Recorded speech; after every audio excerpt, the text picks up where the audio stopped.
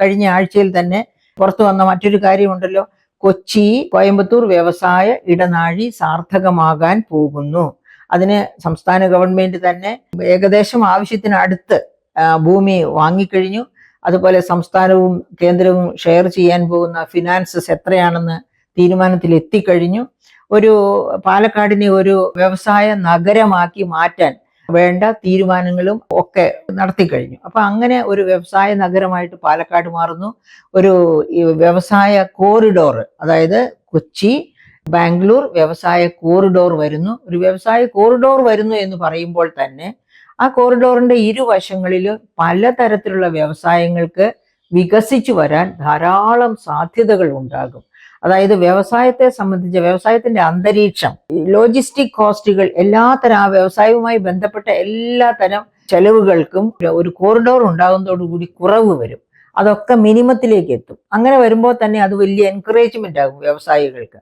അങ്ങനെ ആ ലോജിസ്റ്റിക് കോസ്റ്റുകൾ കുറയുക വഴി, വ്യവസായ അന്തരീക്ഷം മെച്ചപ്പെടുക വഴി വിവിധ വ്യവസായങ്ങൾക്ക് വളർന്നു വരാനുള്ള സാഹചര്യം സൃഷ്ടിച്ചു കൊടുക്കും ആ വ്യവസായ ഇടനാഴി. അതിപ്പം അധികം താമസിച്ച് 2 വർഷം എന്നൊക്കെയാ പറഞ്ഞിരിക്കുന്നത്. 2 വർഷം കൊണ്ട് നടപ്പാവുകയാണെങ്കിൽ തീർച്ചയായിട്ടും ഈ പറയപ്പെട്ട ഈസ് ഓഫ് ഡൂയിങ് ബിസിനസ്സിൽ വലിയ മാറ്റം ആ വ്യവസായ ഇടനാഴി തന്നെ കൊണ്ടുവരും.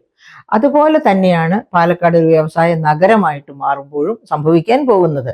അതിൻ്റെ അനുരണനങ്ങൾ, അതായത് നമ്മളൊരു കുളത്തിൽ ഒരു കല്ലെടുത്തെറിഞ്ഞാൽ അതിൻ്റെ റിപ്പിൾസ് കുളത്തിന് എല്ലായിടത്തേക്കും പോകുന്നത് പോലെയാണ് പാലക്കാട് ഒരു വ്യവസായ നഗരം വന്നാൽ, അതുപോലെ തന്നെ കൊച്ചി ബാംഗ്ലൂർ വ്യവസായ ഇടനാഴി വന്നാൽ വലിയ പ്രത്യാഘാതങ്ങളാണ് കേരളത്തിൽ സൃഷ്ടിക്കാൻ പോകുന്നത്. അപ്പൊ ഉദാഹരണത്തിന് കേരളത്തിന്റെ ഒരു പ്രത്യേകതയും കൂടി നമ്മൾ നോക്കണം.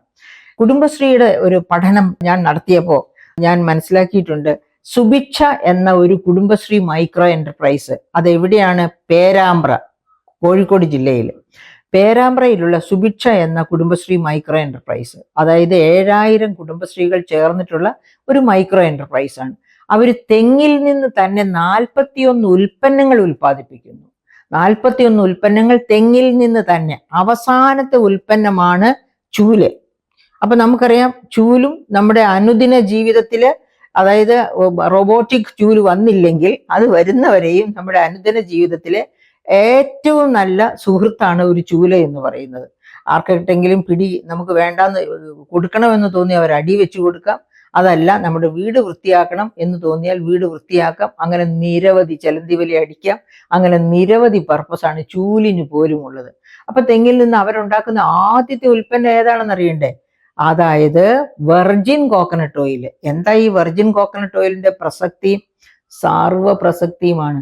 ഉണ്ടായി ജനിച്ച കുഞ്ഞിന് പിറ്റേ ദിവസം മുതൽ നിങ്ങൾ നാവിൽ ഒരു തുള്ളി വെർജിൻ കോക്കനട്ട് ഓയിൽ തുള്ളി വെച്ച് കൊടുത്തു നോക്കൂ. ശരസിൽ ഇത്തിരി വെർജിൻ കോക്കനട്ട് ഓയിൽ വെച്ച് കൊടുത്തു നോക്കൂ. കുട്ടി അതീവ ബുദ്ധിയോടുകൂടി വളരും, ആരോഗ്യത്തോടു കൂടി വളരും. അത് മാത്രവുമല്ല, പ്രായമായവർക്ക് ആൾഷൈമേഴ്സ് വരാതിരിക്കാൻ ഈ വെർജിൻ കോക്കനട്ട് ഓയിൽ 1 സ്പൂൺ ഒരു ദിവസം കഴിച്ചാൽ ആൾഷൈമേഴ്സ് വരില്ല. അതുപോലെ കോക്കനട്ട് ഓയിലിന് തന്നെ പറയുന്ന മറ്റൊരു പ്രസക്തിയാണ് വായിലെ ക്യാൻസർ വരാതെ സംരക്ഷിക്കും. ഇങ്ങനെ തെങ്ങിൽ നിന്ന് എടുക്കുന്ന വെറുതെയാണോ അതിന് കൽപ്പവൃക്ഷം എന്ന പേര് വന്നത്?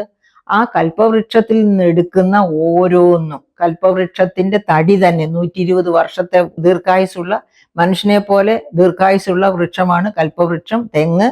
ആ തെങ്ങിന്റെ സർവ്വതും ഇല തൊട്ട് അടി തൊട്ട് മുടി വരെ സർവ്വതും പ്രയോജനപ്രദമാണ്. അതൊക്കെ പ്രയോജനപ്രദമാക്കുന്ന ഉൽപ്പന്നങ്ങളാക്കി മാറ്റുന്ന കുടുംബശ്രീ എന്റർപ്രൈസ് ആണ് ഈ പറയപ്പെട്ട സുഭിക്ഷ.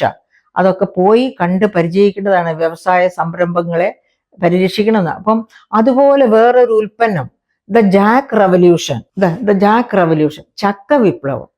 ഇത് കണ്ട് ഇത് നോക്കുക. ഇത് എഴുതിയിരിക്കുന്നത് പ്ലാവ് കൃഷിക്ക് ഒരാമുഖം എന്ന് പറഞ്ഞ് ജോണി ജി വടക്കേലാണ് അത് എഴുതിയിരിക്കുന്നത്. അദ്ദേഹം പ്ലാവിന്റെ ഒരുപാട് അനന്ത ഗുണങ്ങൾ അതിനകത്ത് പറയുന്നുണ്ട്. ഇപ്പം ഈ ഉരുൾപൊട്ടൽ ഉണ്ടാകുന്ന മേഖലകളിൽ പോലും ആഴത്തിൽ വളരുന്ന വേരുകളുള്ള പ്ലാവ്, അത് മാത്രവുമല്ല ഒരുപാട് ജലം അതിൽ തന്നെ സംഭരിച്ചു വയ്ക്കുന്ന പ്ലാവ് ഉരുൾപൊട്ടൽ പോലും തടയും എന്നാണ് പ്ലാവിനെ പറ്റി ശക്തമായി പഠിച്ചിട്ടുള്ളവർ പറയുന്നത്.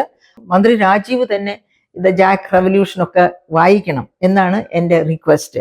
അങ്ങനെ എൻ്റെ പ്രിയപ്പെട്ട സുഹൃത്തുക്കളെ, ഞാൻ ഇത് പറഞ്ഞ് എന്തിനാ ജാക്ക് റവല്യൂഷനെ പറ്റിയും കോക്കനട്ട് റവല്യൂഷനെ പറ്റിയും പറഞ്ഞത് എന്തിനാണെന്ന് അറിയണ്ടേ. അതായത് കേരളം എന്ന് പറയുന്നത് ഡൈവേഴ്സിഫൈഡ് ക്രോപ്പിംഗ് പാറ്റേണിന്റെ ഈറ്റില്ലമാണ്. എന്ന് വെച്ചാൽ വൈവിധ്യമുള്ള ക്രോപ്പുകൾ. നമുക്ക് കശുമാവുണ്ട്, നമുക്കറിയാം കശുമാവിന്റെയും കശുവണ്ടിയുടെയും പ്രത്യേകത. അതുപോലെ തന്നെ നമുക്ക് ഇഷ്ടം പോലെ പല വെറൈറ്റീസിലുള്ള മാവുണ്ട്, പല വെറൈറ്റീസിലുള്ള പ്ലാന്റൻ വാഴയുണ്ട്. അതുപോലെ മുരിങ്ങ, സ്വാമിനാഥൻ, MS സ്വാമിനാഥൻ, മലയാളിയായ സ്വാമിനാഥൻ, അദ്ദേഹമാണ് ഇവിടുത്തെ ഈ ഇന്ത്യയിലെ ഗ്രീൻ റവല്യൂഷന്റെ ഭക്ഷ്യ വിപ്ലവത്തിന്റെ ചുക്കാൻ പിടിച്ചവൻ. അദ്ദേഹത്തിന് മാക്സസെ അവാർഡ് കിട്ടിയിട്ടുണ്ട്. അത് കഴിഞ്ഞ് ഇന്ത്യ ഗവൺമെന്റിന്റെ സമുന്നത അവാർഡുകളൊക്കെ കിട്ടിയിട്ടുണ്ട്. ഭാരതരത്നയും ഈ അടുത്ത കാലത്ത്, ഈ കഴിഞ്ഞ ഇലക്ഷന് തൊട്ടു മുമ്പ് അദ്ദേഹത്തിന് കൊടുത്തു. ആ സ്വാമിനാഥന്റെ ഗ്രന്ഥങ്ങൾ എടുത്ത് വായിച്ചു നോക്കണം. ഉദാഹരണത്തിന് ഒരു പുസ്തകം ഞാൻ പറയാം, eco technology and rural development, a pro woman pro rural approach എന്ന് പറഞ്ഞ അദ്ദേഹത്തിന്റെ ഒരു പുസ്തകമുണ്ട്. ഞാൻ അത് എടുത്തുകൊണ്ട് വന്നില്ല, ഇവിടെ ഇരിപ്പില്ല, അല്ലെങ്കിൽ ഞാൻ കാണിച്ചേനെ. ആ പുസ്തകം താഴെ ഇരിക്കുകയാണ്. ആ പുസ്തകത്തിൽ അദ്ദേഹം പറയുന്നു eco technology and rural development, അതാണ് അതിന്റെ ഹെഡിങ്. അതിൽ അദ്ദേഹം, അത് 1984 അദ്ദേഹം പബ്ലിഷ് ചെയ്ത ബുക്കാണ്. അതിൽ അദ്ദേഹം പറയുന്നത് മുരിങ്ങയും ചെറുധാന്യങ്ങളും ചേർന്നാൽ ജീവിതം അങ്ങേയറ്റം ആരോഗ്യകരമായി വോയിസായി എന്നാണ് അദ്ദേഹം പറയുന്നത്. ജീവിതം പൂർണ്ണമാകുന്നു ഈ മുരിങ്ങയും അതുപോലെ ചെറുധാന്യങ്ങളും ഉണ്ടെങ്കിൽ എന്ന്. അപ്പൊ ആ മിശ്രിതം അദ്ദേഹം ഓർമ്മിക്കുക. ഇത് ഞാൻ പറയുമ്പോൾ നിങ്ങൾ ചിരിക്കണ്ട, ഓർമ്മിക്കുക. കഴിഞ്ഞ വർഷം 2023-24 യുണൈറ്റഡ് നേഷൻസ് എങ്ങനെയാ വിളിച്ചേ? ചെറുധാന്യ വിപ്ലവ വർഷം എന്നാണ് വിളിച്ചത്. ഏതൊക്കെയാണ് ഈ ചെറുധാന്യങ്ങൾ ഞാൻ പറയാൻ തുടങ്ങിയ ചിലപ്പോൾ എല്ലാം മറന്നു. കൂവരക്, അതായത് ചില നാടുകളിൽ അതിന് മുത്താറി എന്ന് പറയും. വരക് ഞാൻ ഇപ്പൊ പെട്ടെന്ന് ഓർക്കുന്നില്ല, നമ്മൾ എപ്പോഴും പറയാറുള്ള സാധനങ്ങളാണ് കേട്ടോ ഈ ചെറുധാന്യങ്ങളൊക്കെ തന്നെ. പക്ഷെ എനിക്ക് പെട്ടെന്ന് ഓർമ്മയിൽ വരുന്നില്ല. ഇനി ഒരു സാഹചര്യത്തിൽ ഞാൻ തീർച്ചയായിട്ടും ഈ MS സ്വാമിനാഥനെ പറ്റി പറയുന്ന കൂട്ടത്തിൽ ഈ ചെറുധാന്യങ്ങൾ ഏതൊക്കെയാണെന്ന് ഞാൻ പറയാം.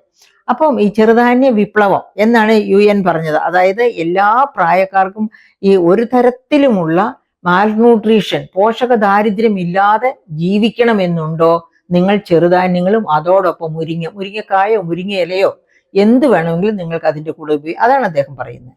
അപ്പൊ അങ്ങനെയുള്ള ഒരുപാട് ധാന്യങ്ങൾ, വെറൈറ്റി ഓഫ് ക്രോപ്സ് കേരളത്തിലുണ്ട്.